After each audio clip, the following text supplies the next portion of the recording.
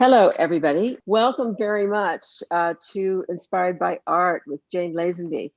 I'm Deborah Loth with the RPS Digital Imaging Committee, and I want to extend just a really warm welcome to all 437 of you. We're glad to see so many of you taking the time to be with us today. And in addition to members of digital imaging, we've got many Photographic Society members and non-members from all over the world. Before we get started, I'd just like to go over a few housekeeping items so you'll know how to participate in today's event. This Zoom event has a special question and answer feature. And at the bottom of your screen, or maybe at the top if you're on a tablet, you'll see a Q&A icon. You can click on this to ask a question. And at the end of Jane's presentation, there'll be time for her to answer these questions. Her presentation is so great, and you're going to want immediately to thank her for it, but please don't. Will be an opportunity for your feedback after the event, but immediately afterwards, questions only, please. And she'll answer as many of your questions as time permits. Without much more ado, it's with great pleasure that I introduce Jane Lazenby. She's very successfully combined her BA in fine art with her passion for horses and people into an award-winning practice as an equine and portrait photographer. She's just been awarded her DPAGB, which is added to so many distinctions that we don't have time to list them all. And she may be the only person ever to have brought a live horse, complete with costumed model, into the photography show at the NEC in Birmingham for a workshop session. So as we hand over to Jane, and I don't think she does have a horse with her today, just want to remind you to use the Q&A feature to ask any questions, which will be answered after the presentation. So Jane, over to you. Thank you very much. I'd like to, first of all, apologise for that little glitch. First thing, I had no sound. So I'd love to welcome you through to my presentation, Inspired by Art. A little bit maybe to start with on my background. I do absolutely adore painting, but I have a fine art degree. And my fine art degree was over 4 years. It was back in 1988 when I started painting quite seriously. And the degree I did had a big part of art history. Most of it, I think at the time, I hated. There was the odd painter that I started to pay attention to, but I was a typical 20-year-old. Didn't really want to write about architecture. But there was a few standout artists. After I got my degree, I decided to set up in business in 1992 as a portrait painter, which quickly became an equine artist. And I also need to warn you, as you can see from this image of me at Appleby Fair, I am also a horse obsessive. I started photography really to fuel my art, to use painting references. I'm entirely self-taught in photography and post-processing, which has allowed me to combine my love of painting with my love of post-processing and creating photographic fine art. And a lot of people have said to me that I have my own style. So this presentation really has come out of people saying, who are your influencers? Who inspires you? Where do you get these ideas? So I want to introduce you to my great masters, my favourite painters. I'm going to share some of my work that ties in with each of these artists.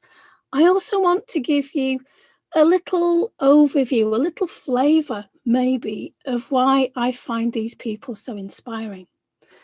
So I've got a list of names. Maybe some of them you've heard of, maybe some are completely new, but Caravaggio, one of the greats. Rembrandt, we all know him. We all know him maybe for Rembrandt lighting and not so much the behind the scenes. Gustav Klimt, Alfonso Mucha, Edgar Degas, George Stubbs. No horse photographer could not adore Stubbs. And I suppose my greatest love, the pre-Raphaelites. So sometimes, I mean, I don't go out to copy these paintings at all, but sometimes I think, what do I want to go and shoot? How do I want to shoot it? What story do I want to tell? What colours do I want to use? How do I want to process it? And all of these answers really come from my love of painters.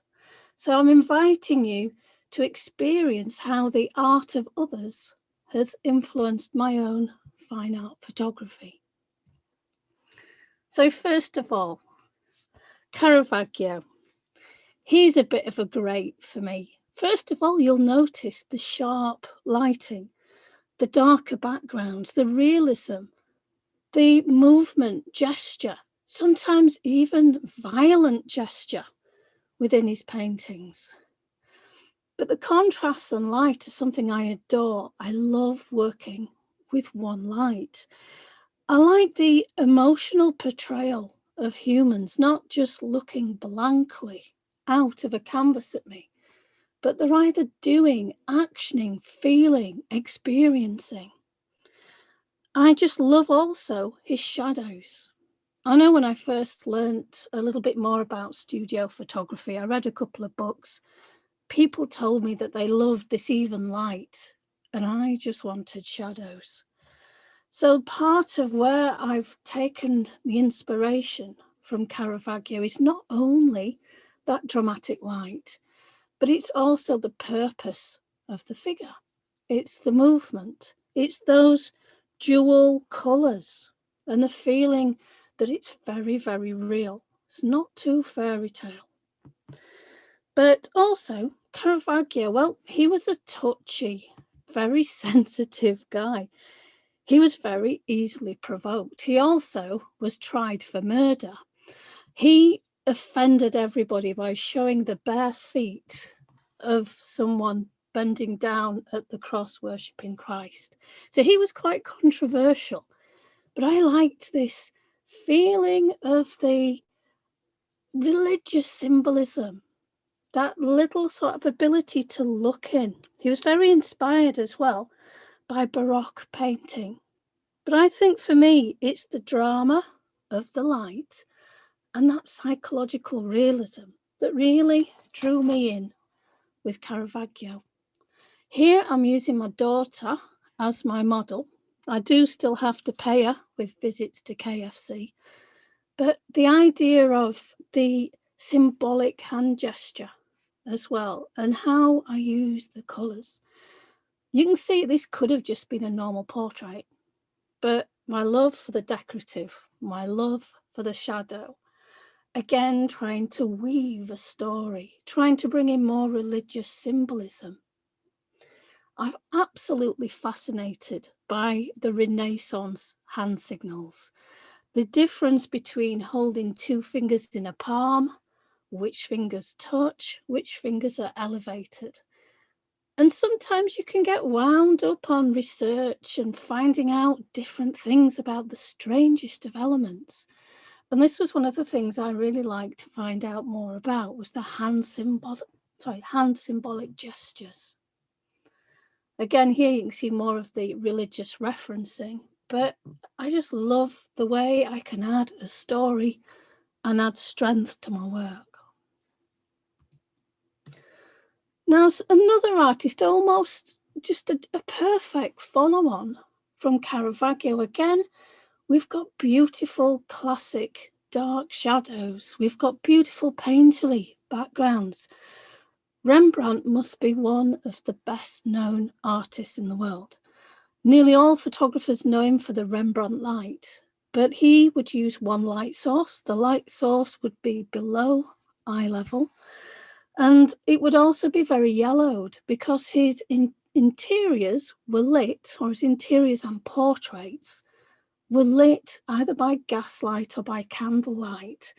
So this idea of making your highlights have a lovely yellow tone gave a beautiful antique feel. easily done with a curves adjustment to get that warmth within an image. Now, Rembrandt as well, he did biblical and mythological scenes. He painted animals. He painted real people looking real. A lot of the things he did were for people around him, for the workers, for the royalty. He also had a good knowledge of classical iconography, and he was very particular how he posed the angles of people's faces. But I always feel he showed informal moments. No one was stiff, no one was posed. This really appealed to me within my work as well. The details, the wraparound shadow. I think really he must be one of my favourite painters to take forward into photography. This image here was actually created specifically to mimic a lot of Rembrandt's effects. Pretty much it's a 15-minute edit. Again, you set up quite a bit in camera, you set up your environment, and the little finishing touch would be getting the artistic crispness to the lights and the darks. But Rembrandt would start to influence my equine work. The idea of having the dark backgrounds, the idea of the warm wraparound shadows and taking down of the highlights started me working with a lot of colour grading and bringing softness. I also liked the way that Rembrandt used costume, not just costume of the day, but he would increase the story of his sitters by adding different types, almost going as far as adding fancy dress. His colours were very jewelled, very saturated, and as he got older, his brushstrokes became bolder as well, and the way he portrayed his characters became more and more honest.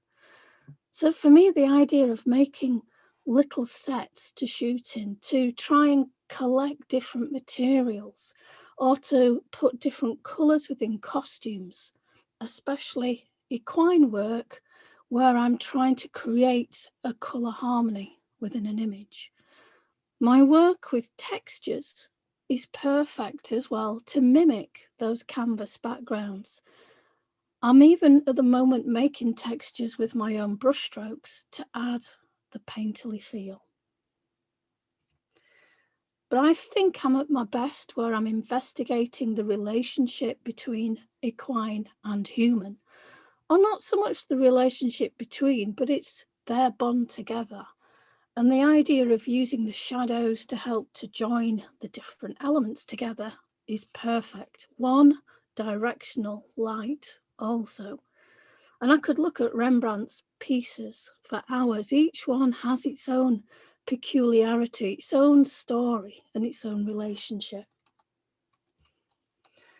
Now, this may seem an unlikely inspiration in the middle of everything. Here's Gustav Klimt, the most opulent and decorative artist that many people will know.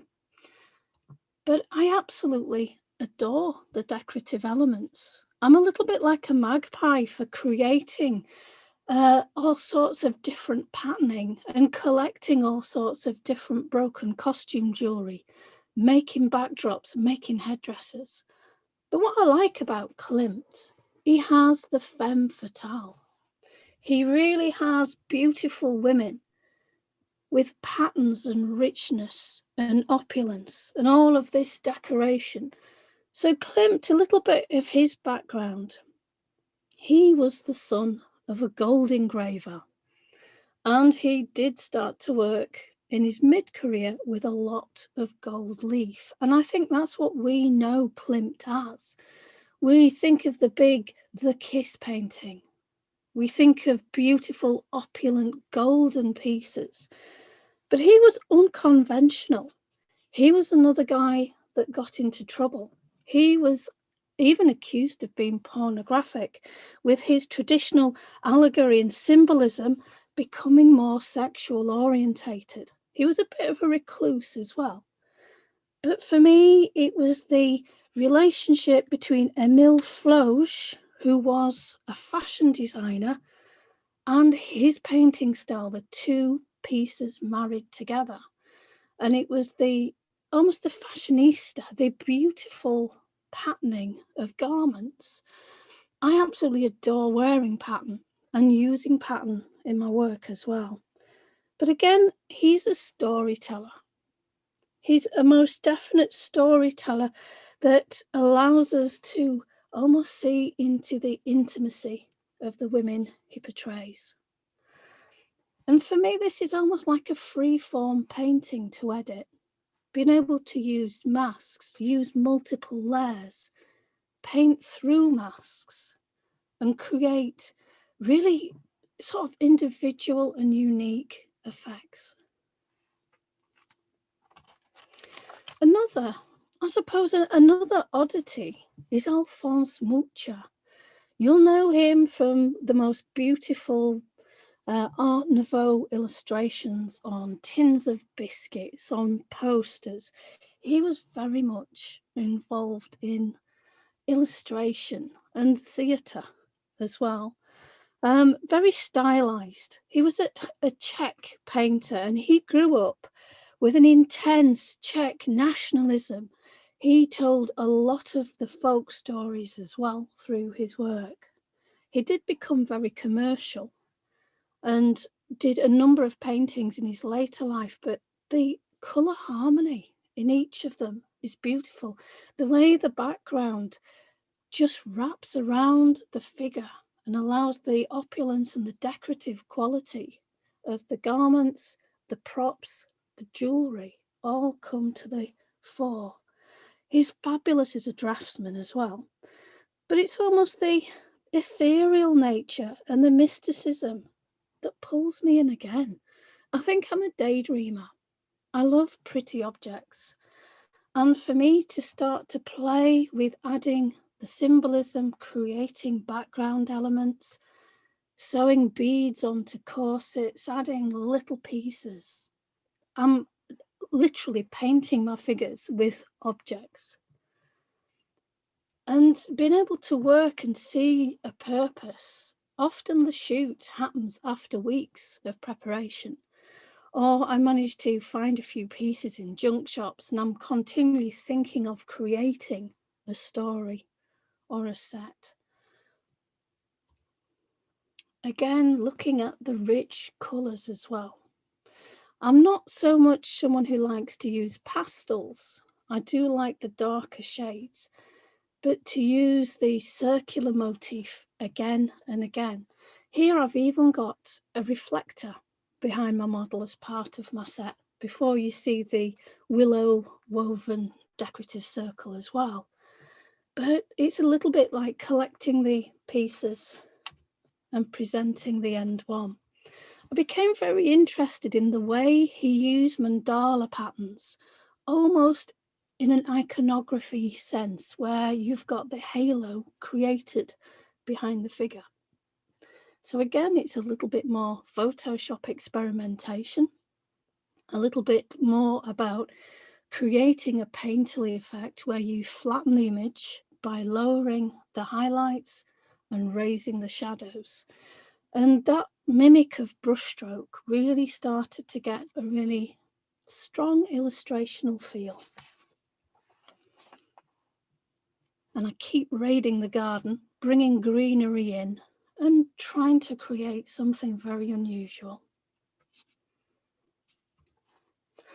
Another of my favourites, in fact, he was the guy I did my dissertation on, is Edgar Degas. Again, movement, storytelling, opulence. But also it's about the dancers. I've been a dance mum for 13 years now, sitting around in the corner of dance studios, waiting for classes to finish with my sketchbook, thinking about compositions, thinking about how Degas composed his paintings as well.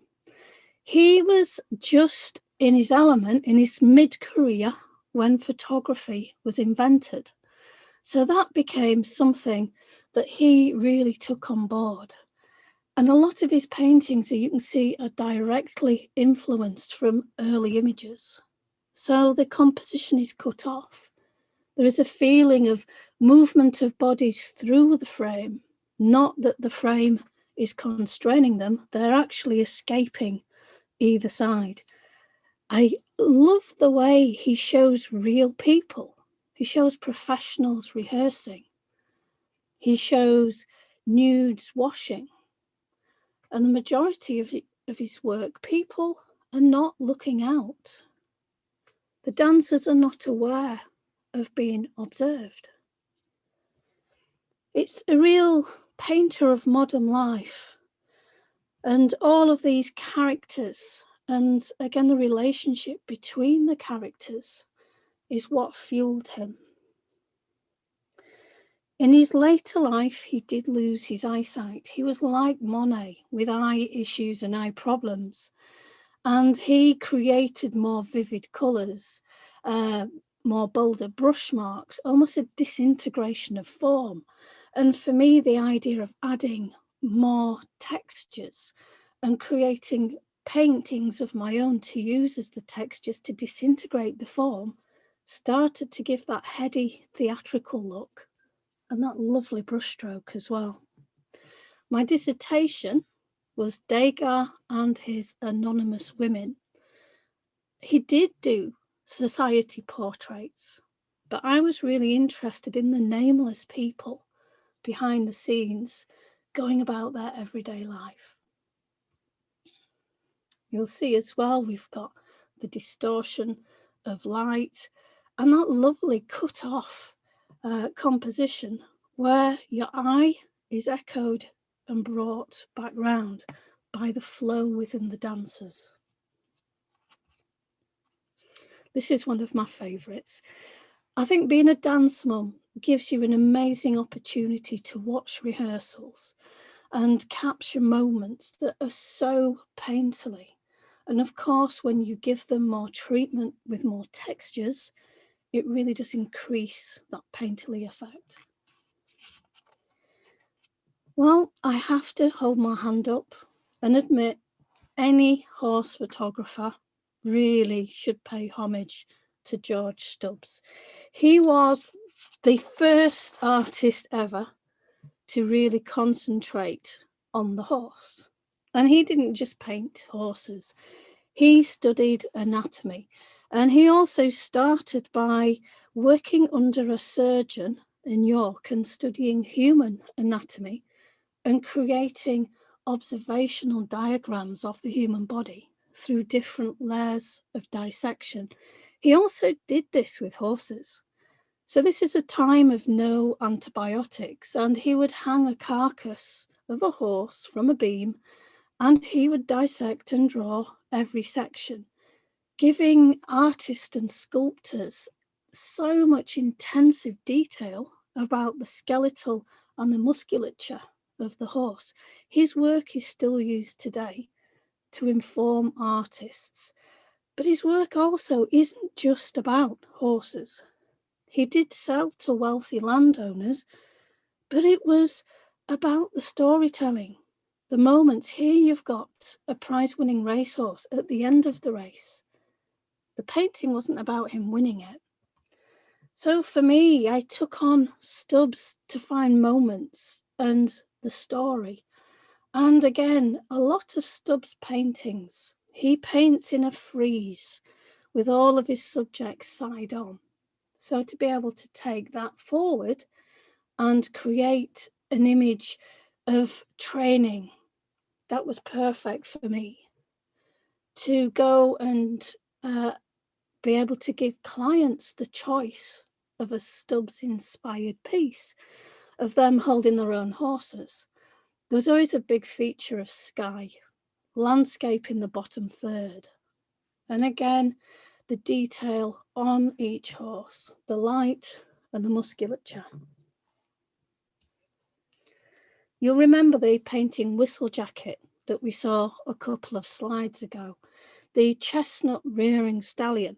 And rumour has it, or as the story goes, Stubbs was going to paint a rider on the horse, but because this was pre-photography, he would work from life. And when the stallion saw his nearly completed portrait, he tried to attack it, fearing that it was another rival horse. So this idea of the rearing stallion and the stallion looking at you, I really wanted to recreate some of that with the painterly background. So I did a series of work involving off-camera flash and rearing stallions. But again, for me, I love to return to my texture work, isolating the subject, freezing the moment, freezing the action, and allowing the viewer to really view the horse and rider as the painting. Side on, classic third, down in the bottom for your landscape edge. Again, more storytelling, painting doves and introducing painted elements into the photographic composite. I've started doing a lot more hand-painted elements to create something that's really unique. But again, the horse in profile with the painterly background. And I think this must be my most Stubbs-like creature. He tended to paint horses that were the early thoroughbred type, small heads, large bottoms. So they were pretty in the front and they had the power behind. And I think this horse here epitomizes the style of conformation that was popular at that time. My biggest love, in fact, my all-consuming love, full stop, has to be the pre-Raphaelites. You've seen I like storytellers. You've seen I like costume. I like opulence and detail. And for me, the pre-Raphaelites encompassed the whole of that. They were a collection of artists, really a group of English painters, poets, and art critics. And they worked from nature. They wanted all of that abundant detail, the colours and the complex compositions of Italian art, but they wanted it to be natural. They also liked they were fascinated with the history painting, looking back to the legends and the myths. And I don't know about you, but I've always been partial to a little bit of King Arthur. Or maybe it was Sean Connery. But that whole vibe, that whole medieval storytelling, I found that absolutely fascinating. So the idea of really creating a shoot that had a character that dressed in a certain way and had the medieval flavours, this must be my utter favourite way to work. So there's a bright and a sharp focus. The colours are really jewelled. There's the detail, the opulence. The bird cages here, again, are the storytelling. And that mythological sort of melodramatic tale that goes off, just absolutely bring it to me. This is my daughter down the garden. You'll see the family cat parading around as well, and the bird cages with little open doors. And I just wanted to create a dreamlike state. This is just under a big tree, and I raided a heck of a lot of ivy, but the storytelling, the importance as well of expression and the hand position and the pose. And for me, if I'm not telling a story, if you can't look at the image and see the story, it's not a strong enough piece. I think a lot of what I love about the pre-Raphaelites as well is that unrequited love, the waiting, the lost emotion. And again, we all interpret things in different ways. Is the girl daydreaming? Is she ill? Is she just waiting and sleeping almost? So we all can put our own story there. But again, jewel colours, the richness, the ability to try and create the story with a figure, They're not just someone posing, they have a whole element about them that gives us more information rather than just a portrait. I think this is possibly a little bit too twee pre-Raphaelite, but when you have the chance, you have to go for it. But I have sort of different ways of trying to put stuff together completely by myself, and then the chance to work with people who are already skilled within that genre, who already have more specialist props, such as what we've got here. Again, I'm very lucky. I have a beautiful daughter. She's now 14, and she's very long suffering at being made to stand in parks with shears, spears, or varying strange things. But for this here, it's the symbolism of cutting off the dead head of the rose. It's almost looking towards the Dutch vanitas paintings of the glass half full, the candle burnt out, the rotting apple, the bloom that's lost its petals. That feeling of the transience of life as well is something that fascinates me.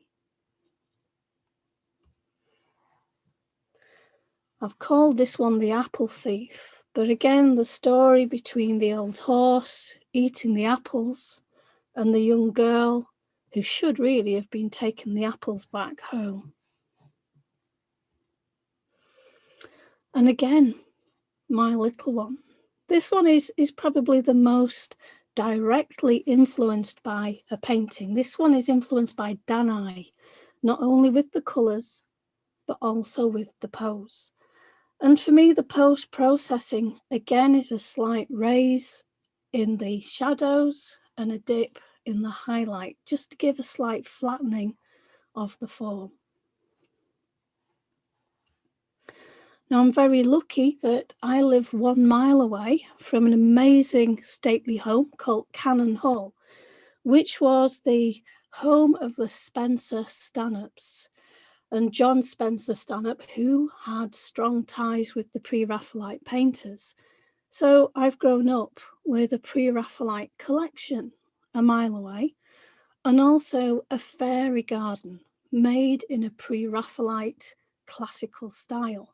So I'm forever sneaking there to try and get a few shots. And I suppose this one here, Lady Godiva, John Collier, one of my favourite artists, trying to recreate not only the feeling of the procession of Lady Godiva through the streets of Coventry, as the legend had it, but also her expressions and her emotions around the event. Again, I now actively seek out people with pre-Raphaelite looks to work with and pre-Raphaelite costuming. So the medieval, the opulent, and some of the more Edwardian feel. These are the eras that I absolutely adore. And again, if you like pre-Raphaelites, you will be very familiar with Orphelia. I've done a number of different Orphelias. Again, I live out in the middle of the countryside, amidst rivers, lakes, and woodland. So there's plenty of chance to work with models who are brave enough to get submerged. And again, there's just a classic feeling of being in the water, covered with the flowers. So I want to talk now, rather than showing you work that has been influenced by one specific artist, I've put together a small portfolio of my work that have got multiple influences. Everything I do has a story. I think even if I shoot something that doesn't seem to have a story, the processing I do needs to create more or increase or add that storyline. I do love sculpting with light. I love using textures to darken and to lighten. I like using soft light white layers in the Irene Foy style just to bring in more light. I love a single light source. My colour palette, well, my colour palette has always got a richness. And as one judge once said, I always seem to be around the theatre. So whether it is theatre, it's not real theatre, but it tends to be the theatre I've created around my own shoot, because I've never actually been, and never been allowed to take photographs within a theatre. But you'll see the medieval influence, the story. This one is called Into Battle.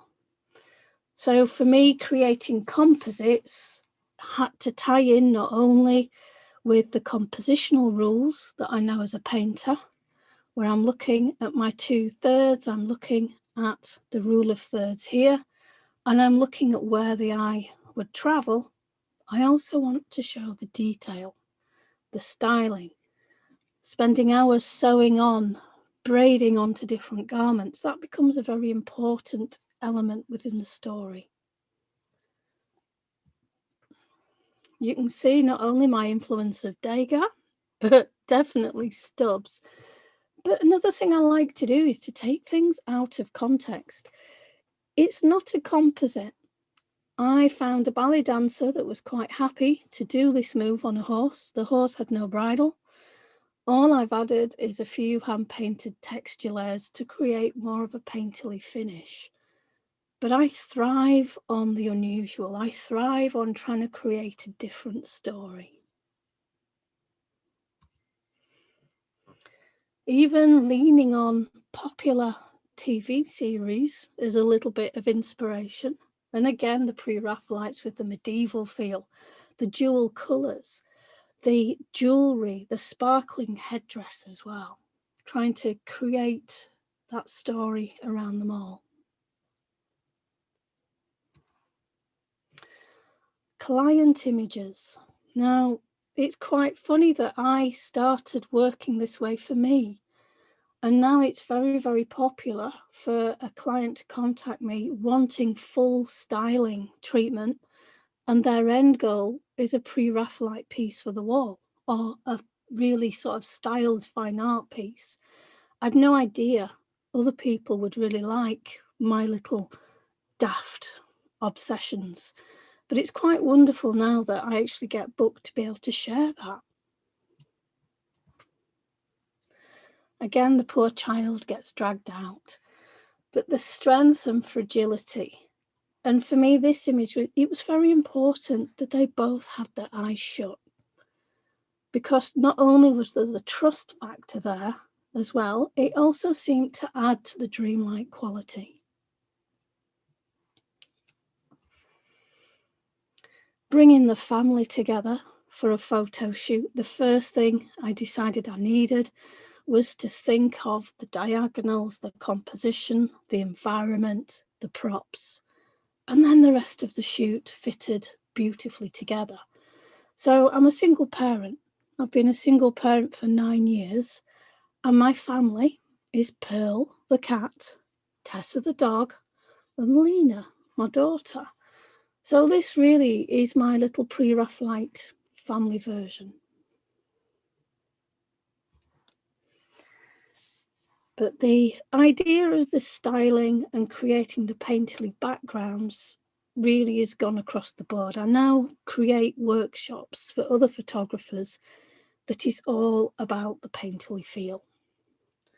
It's about the caress of the neck by the rider. It's about the turn of her head just as much as it is about what she's wearing or how the background fits. Now, you might be surprised by this one, but this is all in camera. Just a little tweak again on the highlights and the shadows has just really brought this piece together. The more work I seem to do in camera, the more consistency I'm getting with the feel of the images as well. And really, if I went back to 1993, I can remember painting a black horse. And it was after I'd graduated, and the art school professor, saw it.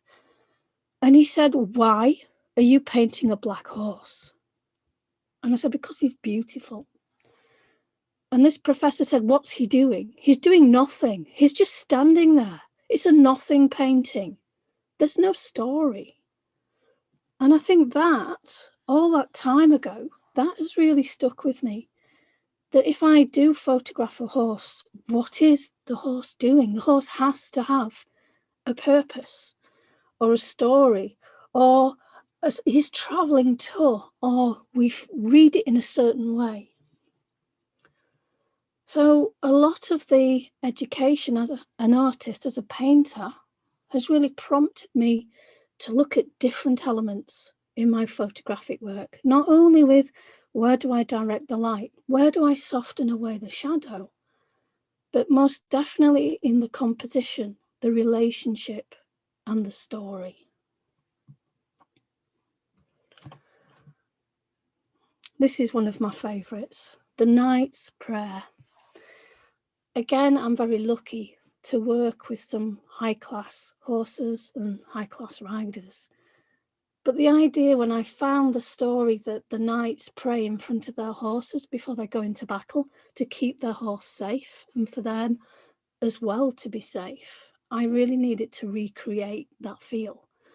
And for me, instantly, I needed more of an old-fashioned armour feel, tried to find more medieval tack, tried to find a horse that would wear that tack and the armour, tried to find an environment where I could create that image. So I'm starting to really be particular with the things I want to put together. And that makes me even more passionate and obsessed about creating the images.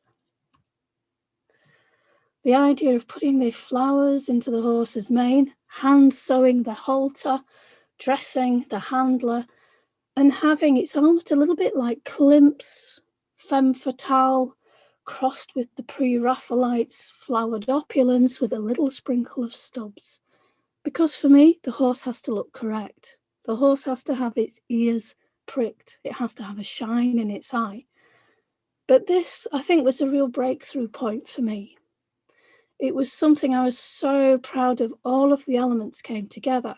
And I can remember while I was shooting, I was very aware of getting my horse rider's shape within the white rectangle of the horse's legs. That became very important where I was standing to get that shot.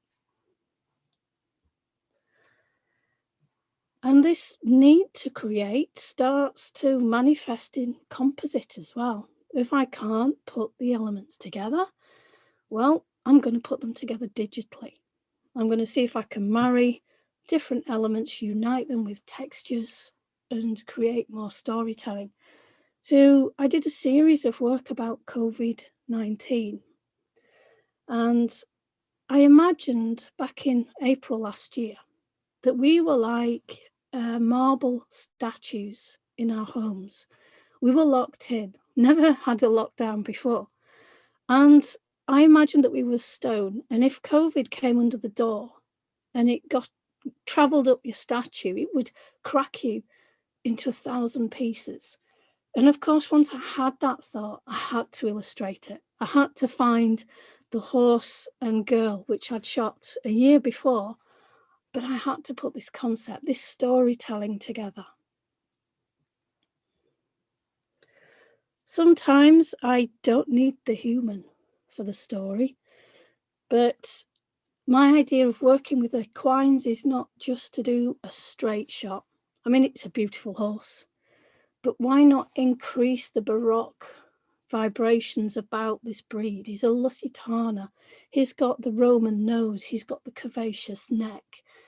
Again, playing with curves, adjustments. Turn him so he really starts to look like stone. And dress him as though he's out of a Klimt painting with pashminas and gold lame and beautiful bridal work. And elevate him by adding these elements to a horse. You're elevating him almost to a royalty level. Again, the playfulness, the story and the rhythm within a piece. This is quite an old one. But again, the one light, the dark Caravaggio-inspired background, the sharp contrasts in light and the storytelling straight from Pre-Raphaelite. A lovely combination. Again, more Klimt. It does sound bizarre to go to a photo shoot with a bag of gold leaf and a Pritt stick and a belt from Oxfam, but pretty much that was what I went with. It took a while to stick on the gold leaf because it was so thin, it kept blowing away. But I wanted to introduce a pattern. And again, I wanted it in camera. I didn't want to always be adding overlays and transparencies and textures. I wanted quite a lot of the elements to be really real. And I feel that the gold within the horse echoes with the gold within the garments. More storytelling, single light source, pretty much in camera. But this was all about the psychology of the situation. The dolls being powerful. They were almost sort of using telepathic means. They were bullies. They were really creating an environment that this young girl found unbearable. And again, this is my favourite Pre-Raphaelite model. I absolutely adore the way she can bring sorrow and thoughtfulness and melancholy to her actions. More iconography. I think this is definitely half a sprinkle of Caravaggio, half a sprinkle of Rembrandt, with the drapery, patterning and opulence of Klimt. And for me now, I don't think, who am I inspired by now?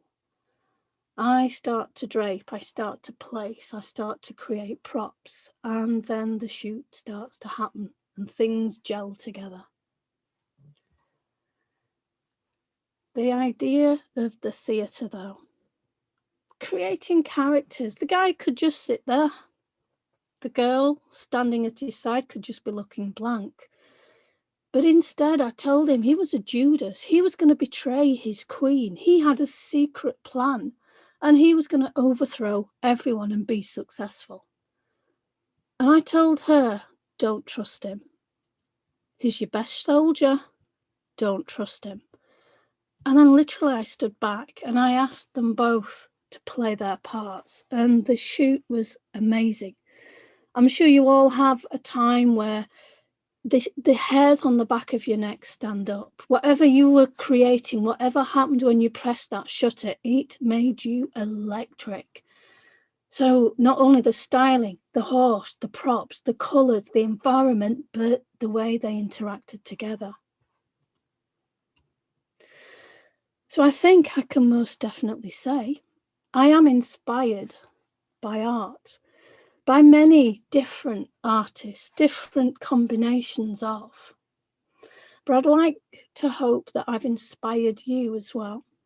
And also, you have a little treat. I've said I do like to create in camera, but I'm pretty sure you've already noticed as well, I do like to create with post-processing. I've put together 2 sets of files to give you a flavour of Rembrandt and also to give you a flavour of a Gustav Klimt. So I wondered about coming back through into the main room and then sharing my Photoshop screen. I don't work in a very complex way, but I did think it would give you a nice insight into how I develop my out-of-camera shots into fine art pieces. So I'm going to share through now to Photoshop and just create a couple of images for you. So you should have on screen a young blonde lady. This is my Pre-Raphaelite favourite. Her name is Kat Middeley. And I'm going to create a series of overlays and backgrounds. So I'm in Photoshop. The techniques I use are mainly creating layers and using masks. I do a few other things, but that really is the basis of my technique and how I like to work. So the first thing I'm going to do, I'm going to talk you through step by step. I'm going to extend my frame. I'm also going to cover up the majority of the image underneath, where here I'm asking the content aware fill to fill in. And I'm quite happy to do this and take whatever Photoshop gives me. Now, please forgive that Zoom does slow down my Photoshop a little. So you'll be just seeing a grey screen now. And we're just going to get the content aware element. I've got a number of photographs that I've created from wrapping paper and from little samples from B&Q of their favourite wallpaper. So I'm going to use these to add a decorative element.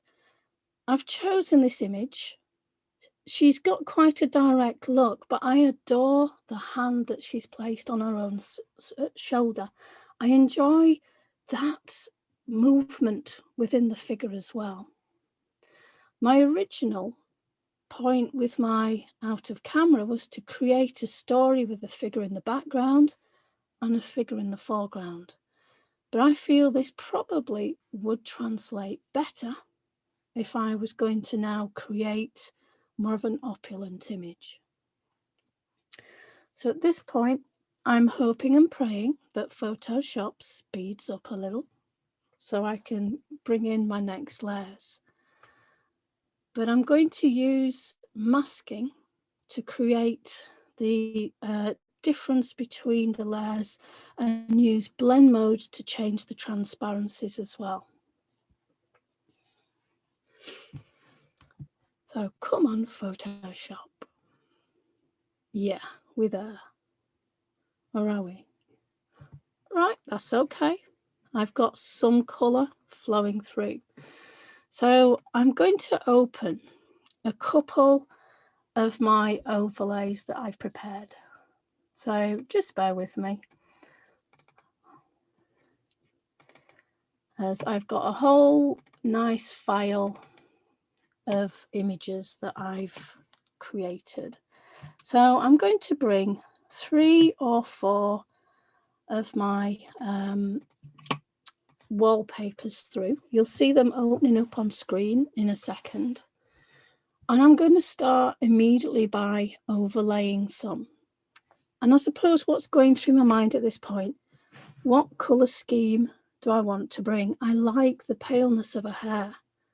I like that royal blue element within the dress. So rather than trying to change all of my colours to warmer, maybe reds and oranges, I'm going to go forward with the blues and actually make an image that's very dominant with the cool colours as well. So again, we're just having to wait for these to upload through. But I'm already planning with a lovely soft fade here. I'm going to allow the figure to be completely covered. I'm also quite pleased we've got this nice dark element, which is going to allow me to bring a little bit more depth to the image. And also, you'll see here some of these amazing painted details. So Klimt used a lot of geometrics and he used a lot of gold. So some of these are hand-painted pieces.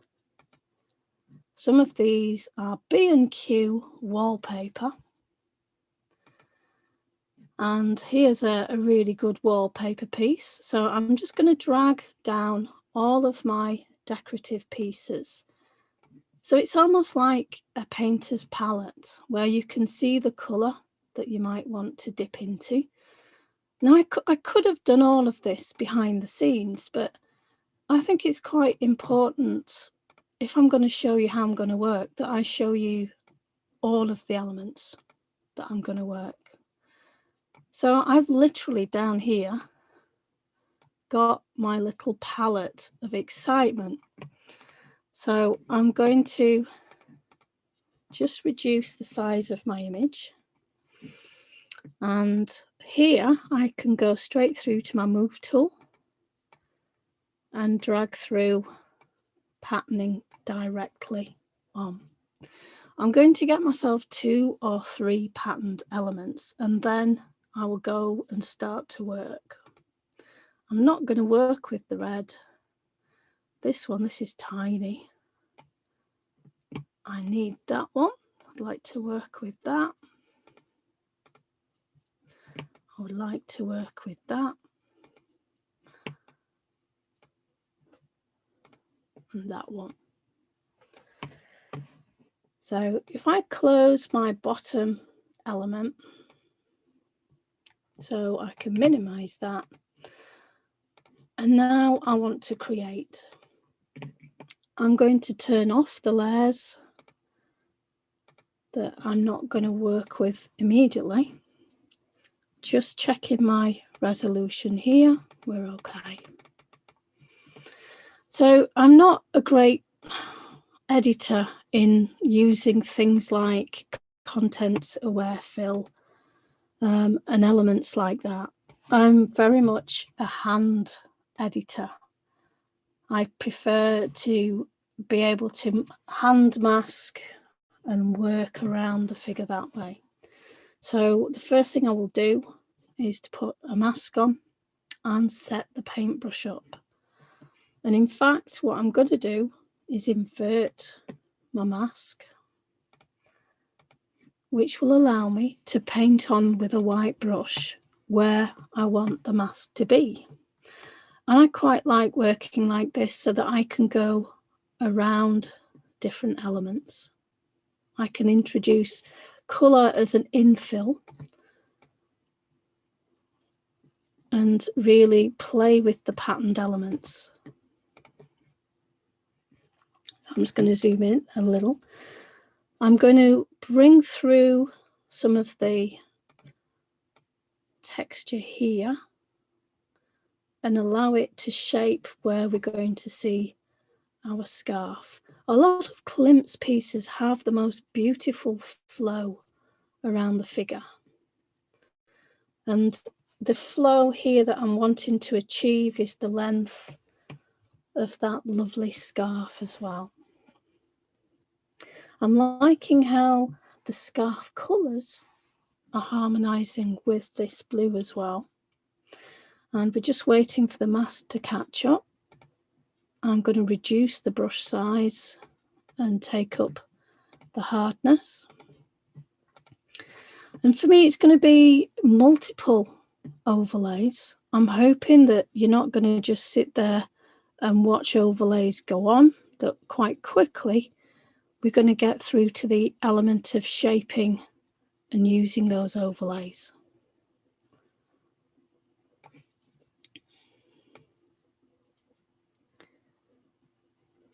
So I'm just trying to create a little bit more rhythm to the scarf. Again, I'm having to wait for Photoshop, who really isn't keen at working fast with Zoom.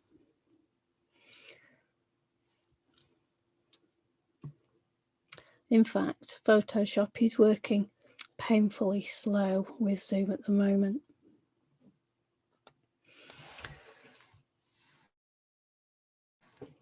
So I'm planning the second colour. I'm going to bring in this gold down here that you can see, the gold pattern. And also, if some of the overlays that I've collected, some of the little snippets of Klimt inspired material, if they're a little small, I will change them into a smart object, which will allow me to expand a little bit easier and also without compromising the pixel detail there as well.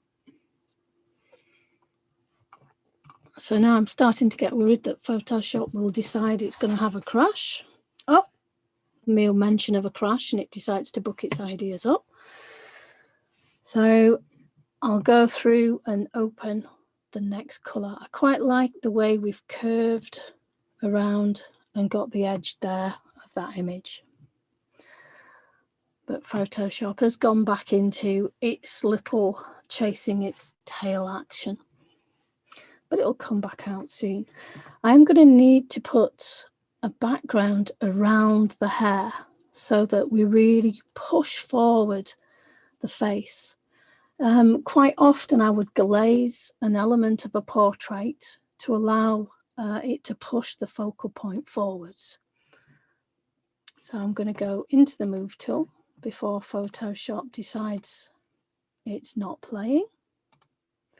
And I'm going to bring in this painted element now. So I'm going to use the painted element to create a background. And I'm going to quickly change it through to a smart object as well. If I pull this again over the hole, I can invert the mask. And if I invert the mask, rather than trying to paint out the pattern, it will allow me to paint in the pattern. And I often find visually that helps when you're creating what feels to be like a multifaceted piece. So rather than always painting out, you can paint in. So I can fade this down to the bottom. If Photoshop will let me. Come on, Photoshop, there. So we are playing a little bit of a glitch game, I'm afraid, with Photoshop. But you'll see here we've managed to expand over everything. I'm going to add a mask. I could always do Command I to change the mask and invert rather than having to double click. And again, we're back to painting in with the white brush. So this is going to make the biggest change. And where we go back down into the figure and into the dress, I'm going to actually change the opacity of the brush so that we can get a much softer feel. So at this point, I'm going to go really soft so I can ghost the pattern. So I'll probably take the opacity pretty low and I can just ghost the pattern through. And at this point, I'm going to follow the rhythms within the pattern.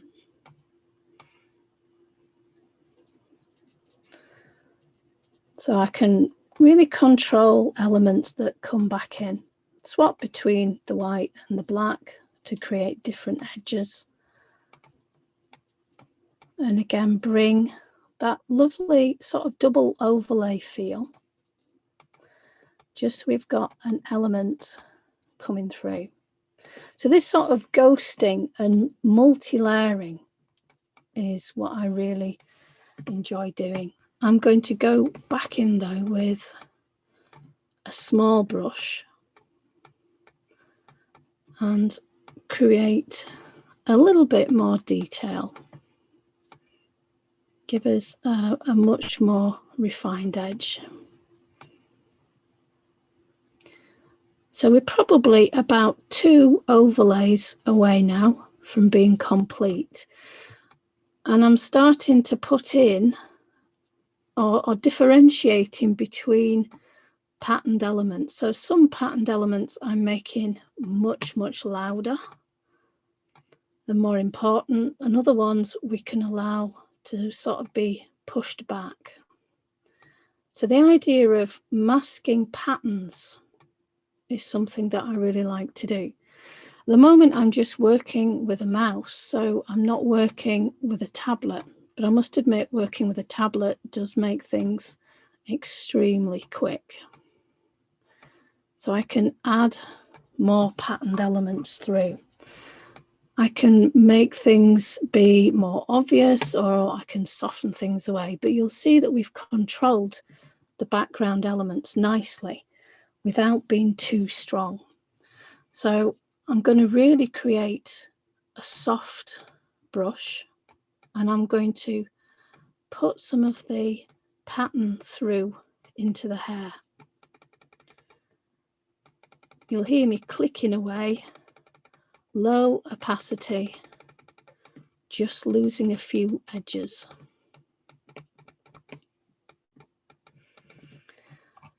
I'm also going to allow a little bit of the pattern to come up and into the garments as well. And the last overlay I'm going to put on is going to absolutely bring pattern across everything, and I'm hoping to pop her head out of the top. So if I open through my little palette of patterns, I'm going to click away the ones I've not used. This is one here that I think we've still got floating up here. Now we've got that one. Let me drag that away. So yeah, we already have that one visible. So again, it's a very small file. It's a mobile phone file. So layer, smart objects, convert to smart objects. And this is where I want to start using a blend mode to start to shape how that pattern and the transparency fits. Now I'm going to make it much larger so I can constrain. And I'm going to start by looking at how the blend modes allow me to see little elements through. And then I'm going to just bring down a little bit of the opacity, add a mask, and now I want to pull through her face. So I'm just going to paint the elements back through. And this for me is starting to give the klimt effect of the wraparound of the pattern. And you can take out only the bits you want to come through and come forward. You can retain pattern through garments or through the elements of the scarf. I'm just going to take a little bit out here.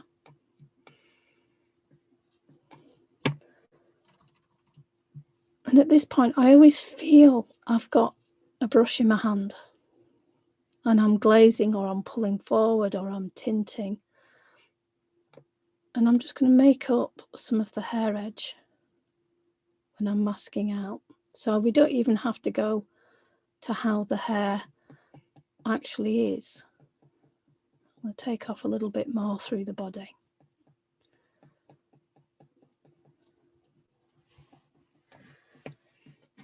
I'm going to also do a Control T, or am I? No, I'm going to open another one.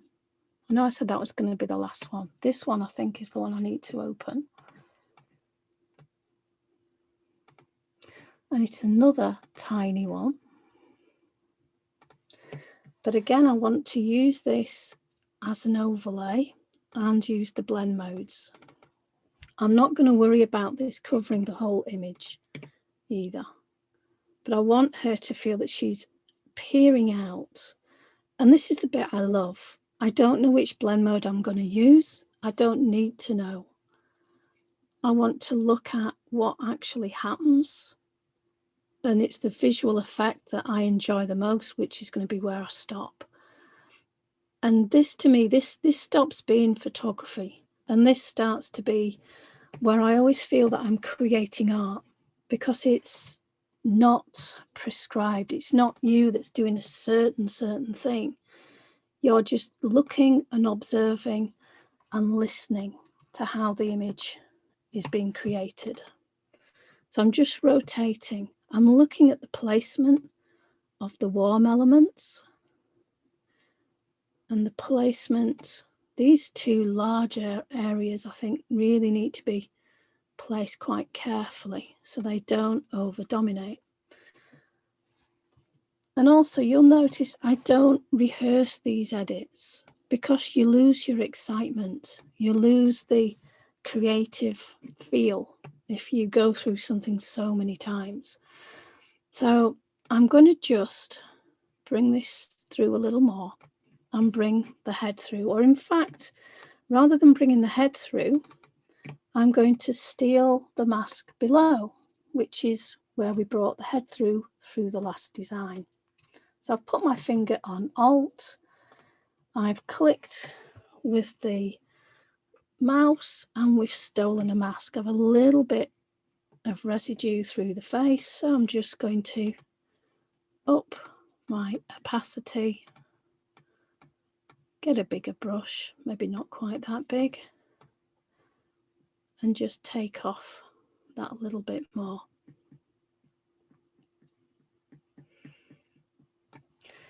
So pretty much this is our Klimt really starting to develop. We've got a little bit of mismatch, a little bit of some of the darker pieces.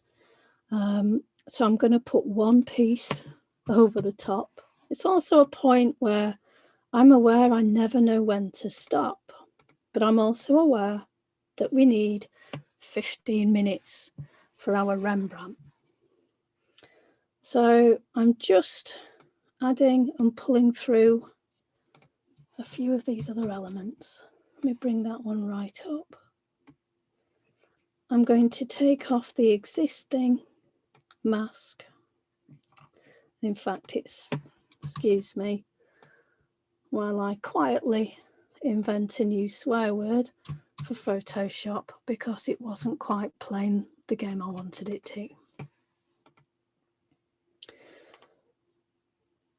So if I delete there.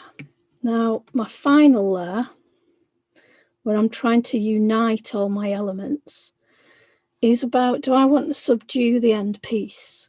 This is subduing all of that pattern.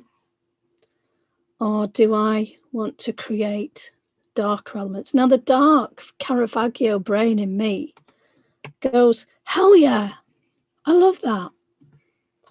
It may be a little bit strong, but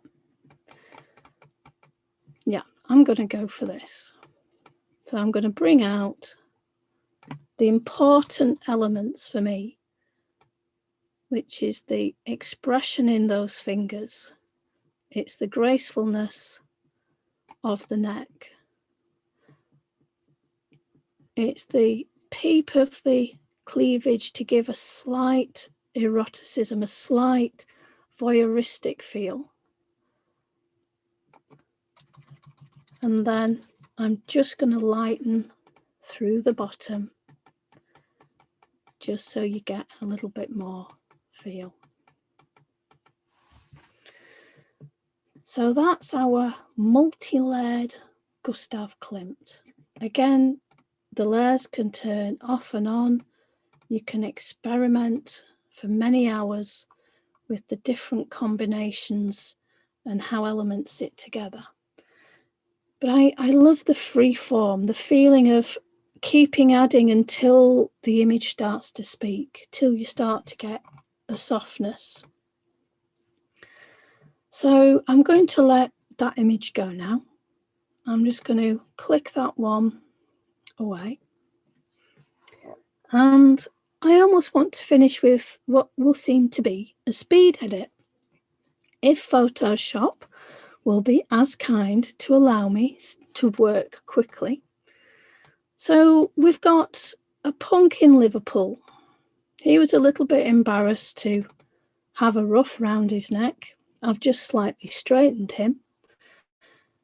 But, you know, no photographer should ever be without a ruff or a neck ruff on their parcel shelf. And this was one of those days. So I want to show you how to create more of a Rembrandt feel. The first thing I'm going to do is open some textures. So I've got some of my homemade textures.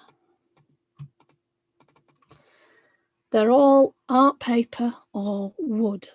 This is watercolor paper. Then I've got the back of a canvas with a vignette that's been added. And I've got brown chipboard with brown acrylic and coffee. Coffee and paint is always a very good combination. But this is straight out of camera. He's unedited. So I'm actually going to take him through into Camera Raw Filter, which I use instead of editing in Lightroom. This will allow me to add more clarity, again, to drop the shadows, to raise the shadows, drop the highlights. I love how that gives a painterly effect. And I'd like to show you how easy that is just to create a little bit more of a two-dimensional feel. So the shadows come up, the highlights go down. I'm going to add a lot of clarity, and yes, you will be cringing because I want his face to go crispy. I want that feel. And the second I add more clarity, I need to come down a little bit further. Now, Rembrandt had golden lighting. So I'm going into my adjustment brush. Rembrandt's light was one light source that always created specific shadows and highlights on the face, but also it would create a darker background. So I'm batting in with the adjustment brush. I'm not worrying if I go over the edges because I'm going to use the eraser tool to adjust this edit. But this for me is a very quick way of just taking out the light. You might be worrying that I'm losing the separation, but Rembrandt proudly lost his separation with his chiaroscuro light. So I'm going to click on the eraser tool and just make sure his face and his shoulder is free of that darker layer. So he's ready now for his textures, and I want my textures to do the work for me. The ginger paper, I'm going to go into the move tool and drag the ginger paper on and drop. You'll see I got a color space mismatch. I don't really mind too much about that. Now I'm going to use some blend modes. I'm going to use a blend mode that's within the contrast section because I want the color and the surface to come through to give not only the golden painterly light, but the brushstroke feel. So where it says normal on the right, that's where my blend modes are. And the section here with soft light, this will start to give me the color tone. So we've used that, I click that one away. I'm going to put a second one on. This is the back of a canvas and it's got a bit of a bad blur. It's not a pretty texture, but it's very, very good at giving you the painterly feel. You'll see I've created a vignette edge as well. I'm going to use this exactly the same, soft light. So the idea of the candlelight, bringing down all of the highlights are no longer white, they're all within a yellow ochre colour tone. Finally, brown chipboard. This is going to give me a darker background edge. But looking at the texture, this is the lighter side, this is the darker. So once I've got it onto the image, I'm going to give it a turn. So I'm looking at where my light source is, and this will be the texture that I paint light in with. I know that sounds like, well, what are you going to do? Soft light or multiply? The multiply actually I feel could be the one. So to conclude this one, I'm going to put a mask on the texture. Where I leave the texture, it's enhancing the shadow and that painterly surface. Where I use the mask to take off the texture is going to be to create more light. So I'm going to use a small, weak brush. It's got to be a soft brush. So I've set the brush up and I'm wanting to quite carefully paint back in the light elements. I'm just going to go up a little bit more so you can see a little bit more of the highlight working.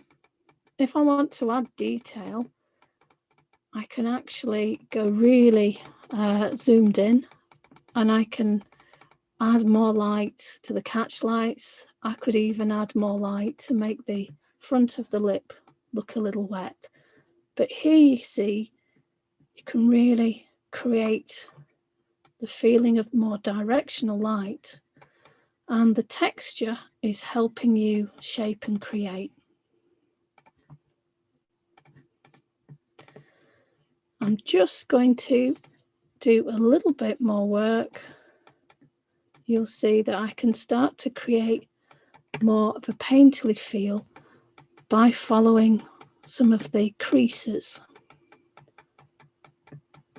And I adore painting like this. I mean, I even call it painting. I'm sort of texture painting. I really am just using the mask. But let's give him a little bit more separation. So that darker layer, I'm just clicking, I'm only at 30%. But it just brings a little bit of light back into the background. I'm just going to drop one of these golden textures just a little there. That's made the difference for me. And I'm just going to add a little bit more separation. So if I think about how the light hits my model, how the shadows, this chiaroscuro shapes, and how you nearly disappear into the darker background, by using 3 textures that have all got an art flavour, whether it be canvas, paper or wood, it's given a fine-grained surface through to the image, which I'm hoping adds to the painterly feel. The way the texture has been masked away, again, is to obey the one light source and to, again, increase the painterly feel. And possibly the last thing to do, I can remember going up 7 flights of stairs to get this blooming posh bit of plasterwork. So I may as well celebrate that a little bit more and have that feature a little bit brighter within the image. So that pretty much concludes the live edit section. I'm hoping you found that interesting, not only how paintings inspire me, but maybe how I take some of that inspiration into post-processing.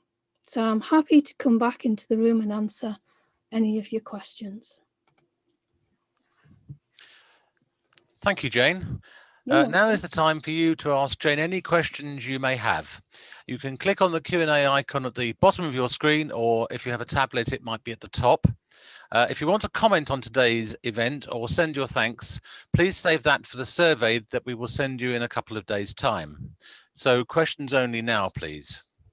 So I've got a nice big pile of questions to start with, but do keep them coming in. Jane will answer them for us as long as she can. First one is from Sandra. Jane, would you mind explaining your lighting for the equine portrait, please? I use natural light 98% of the time. I do use some off-camera flash where I tend to just use one main light. But for a lot of my dark background work, I position the horse just in the front of a barn or stable block or whatever building we've got. So I position the horse to the point where it's actually in shadow, and then I expose the camera for the horse. So I quite often use a raised ISO to bring in more light, and I will use reflectors as well. But I do enjoy natural light, I must admit. We will sometimes work with V-flats or white sheets to just help bring a bit more in. Thank you, Jane. Now I have a question from Sylvie. How do you manage the money for beautiful models and beautiful different horses? I'm extremely lucky here. They approach me. So there isn't, I'm not paying them as models. I'm not paying them so much. It's a mutual playtime. I'm now actually paid by horse owners to style them and style their horses and create art. But in the beginning, I did approach some stunt riders and stunt horse teams. And I quickly realized that to hire 10 horses for a day was out of my budget. But then also, I'm a qualified teacher. I've worked on and off in adult education part-time because I just love teaching.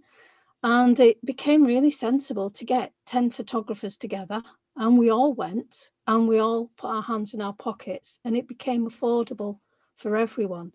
And from that start, other people then invited me to go and play with them. Other horse studs, other people that bred horses that wanted to be in the images more than they wanted money, which is a very lucky way to be, I must admit. I'm very grateful to the start that I had, yeah. Thank you, Jane. A question from Yaz. In fact, she's got two questions. The first part of it is, what camera and more importantly, what lenses do you prefer to use to get the framing you prefer? Right. Well, I've gone over to the mirrorless dark side last year. Not that I've had much chance to go out and shoot, but I've been a Canon 5D Mark III girl with a 70 to 200 2.8 USM IS lens, a Canon lens, which I refuse to sell. Even though I say I've gone mirrorless, I am still holding, like cuddling my 5D. I love the 70 to 200. It keeps you safe. It means that you can zoom in to get your crops. It means that you are far enough away from a fast-moving horse. It's not that you look up from your camera and you realize the horse is 10 foot away. When I'm doing portrait work, I do sometimes go down to a 50 millimeter, especially if I'm working in a tight space. But again, the majority of my work is 70 to 200. I am now an alpha Sony girl, and I've treated myself to an A7R4, which I'm like, ET's pictures are so big, I can edit for years. So I'm using lockdown just to get more confident with that kit, and I am loving it. So I hope that helps answer your question. Thank you, Jane. And Yaz has a second part to her question is, do you ever photograph in black and white? Never. That's Never. easily answered. Never, ever. I absolutely adore creating my own monochrome conversions using a black and white adjustment there. But I like the way I can balance how my reds and blues go mono. And if you shoot in mono, that's what you get. You don't get the myriad of adjustments that you can create to make the perfect monochrome. Thank you very much. Question from Mary. Can you define what you mean by dual colours? Dual colours, sapphire, emeralds, ambers, gemstone colours, rich and warm. So definitely things like viridian greens, royal blues, rich purples. They were all very medieval colours. The royal blue denotes royalty. I start going, oh, colour symbolism, and I'm away. But certainly colours that naturally occur in gemstones. Okay. Question from Diana. Where do you get those beautiful dresses? Do you specify the style and colour and then construct the image, or do you start with a finished picture in mind and then look for the gown? I often shoot with what I've got, which is I've got maybe 180 gowns now that I've collected over 10 years. I also work with people who have their own gowns. Often when I see a gown, or I approach a model with 3 different gowns and work out which one will fit, and then I'll think about poses and environments. So I suppose it isn't one set way of it all coming together. Okay. And can you talk about what changing to a smart object is about and what it does, please? That's a question from Irene. Right, Irene, if you have a very low resolution image, if I were to drag it across the whole of my image to use as an overlay, it would pixelate. And simply the pixels are not big enough to be stretched and they degrade. So in changing it to a smart object, it means I can expand the size and I can upscale and still keep a good resolution and a good detail. There's all sorts of other ways to use smart objects, but I feel that that's a nice way to utilize an image that otherwise would be too small to work with. Okay, thank you. And a very quick question from Margaret. Do you sell your textures?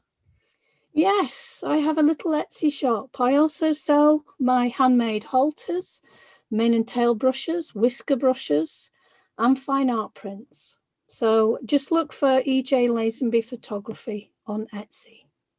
Okay. Question from Georgina. I noticed that all the files are JPEGs. Do you do all your editing on JPEGs rather than RAW? I shoot RAW. When I'm at home, I will work with a RAW file. My textures are always JPEG because I shoot them RAW, then I often combine them and create them. But you saw how slow Photoshop is with Zoom. If I was to work with completely raw files throughout, we would still be here, still waiting for Photoshop to catch up with itself. So sometimes for demonstration purposes, it's much easier for the viewer to have a smoother presentation by me using JPEGs. And a question from Louise. With your horse images, do you use a backdrop or in a studio? I've never really done studio photography with horses. I have used backdrops. The majority of my painterly images are my handmade textures. I find it much easier to get the perfect moment with a horse without the horse looking at the backdrop or turning its bum and the backdrop goes on the floor or the horse spooks at the backdrop. So for me, I'd rather have the horse just completely free to be able to show its movement and then play. And I don't really feel I'm editing. I think sometimes it's like watching an epic movie on the telly, but I'm creating. So for me, the chance to create a fine art piece and add a background is just chill time. I really enjoy doing that process. Okay, and I've got a question from Roger, but this has been asked by a few other people in various forms. His is specifically about B&Q designs. Isn't there a copyright issue? But other people have also asked whether there's copyright issues on using art backgrounds in your images. If I were to use part of a Klimt painting, yes, there would be a copyright issue. I think at the moment it's like a Creative Commons educational license as such. The image I've created tonight, or this afternoon, sorry, you saw I didn't save it. I let that one go. There's not going to be any prints. It's not going to be up for sale. It's just a demonstration of technique. But the majority of images I used there were images that I've either painted, created, or shot as the overlays. I'm very careful, especially using someone else's textures, which is a massive no-no if you do competition work. And also, if you use any purchased elements that have a copyright, you do need to be very aware of the commercial side of that copyright, whether you're able to use them commercially. Okay. Question from Ray. Inspirational, Jane. But does Jane print her own work, and is there a particular type of feel of paper that you prefer to use? Right. At the moment, I do not print my own, but I am quite specific. I've got a lovely partnership with a printer in Birmingham who knows exactly what I like. At the moment, I'm really enjoying using Platine. I do also like some of the cotton rag, and I do like the German etching. The problem is I have to be very careful if any of the images are going to be handled or any of the prints are going to be handled. And I found if I use German etching and I send to client, it really depends how the client handles that image, whether it retains its perfect edge. So it also depends whether I'm framing and whether the client is getting an end piece under glass, which for me opens up more paper choice.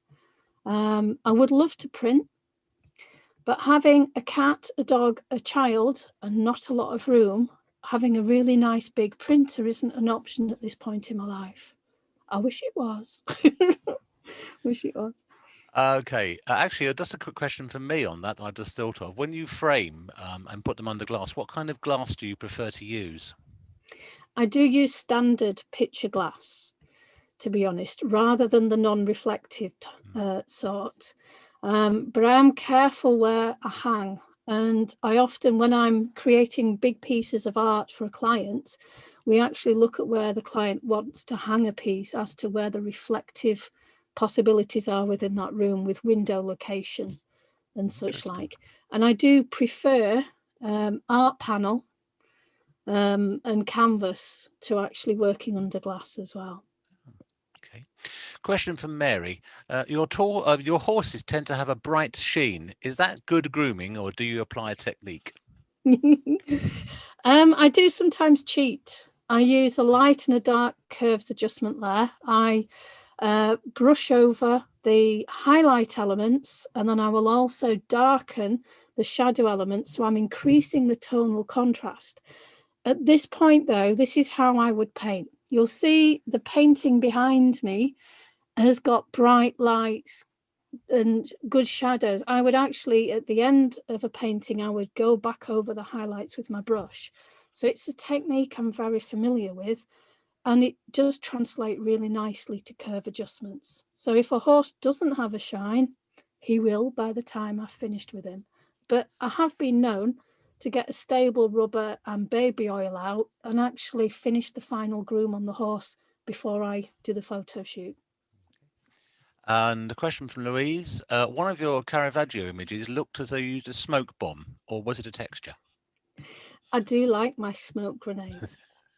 I found though with horses, I'm better off using real fire, which sounds really bad health and safety. But I do have some fire retardant gel for horses' legs, and horses tend to accept a bonfire much more than a hissing smoke grenade. But yeah, I have used both with horses. And the last question is from Claudia. I think you've answered this partially. She asks, where do you get your wallpaper? B&Q. Is it only B&Q? Well, Claudia, what you need to do is to go to B&Q and tell them you're going to redecorate your 8 bedrooms after lockdown. They will offer you all sorts. But if you're talking about the Klimt specific, I've trawled the internet and purchased Klimt inspired greeting cards, postcards, and wrapping paper to take little clipped excerpts from to use in my work. Again, looking at copyright, just being aware, there's very little copyright on wrapping paper if you're not reselling. And of course, I'm taking small excerpts and using them as overlays. So I have looked into that. Okay, well, thank you, Jane. Well, that was the last question. So, Jane, once again, thank you very much for a fantastic presentation this afternoon. So for more information about Jane and her work, please visit the web address which is just turned up on your screen. And also don't forget, Jane has mentioned her Etsy shop. So RPS Digital Imaging is very glad that you joined us for this event today. Thanks for coming along. This is Digital Imaging's 14th online event, and we now have many more in the pipeline. If you are not already a member, you will find that even though the fee for non-members is low, if you are an RPS member already, you will probably save money by joining the Digital Imaging as a digital-only member. Our next event will be a talk by David Clapp called Creating Impactful Images, and will be on Saturday, February the 20th, same time, same place. So in the meantime, stay safe, everybody, and thank you very much, Jane. You're welcome. Bye.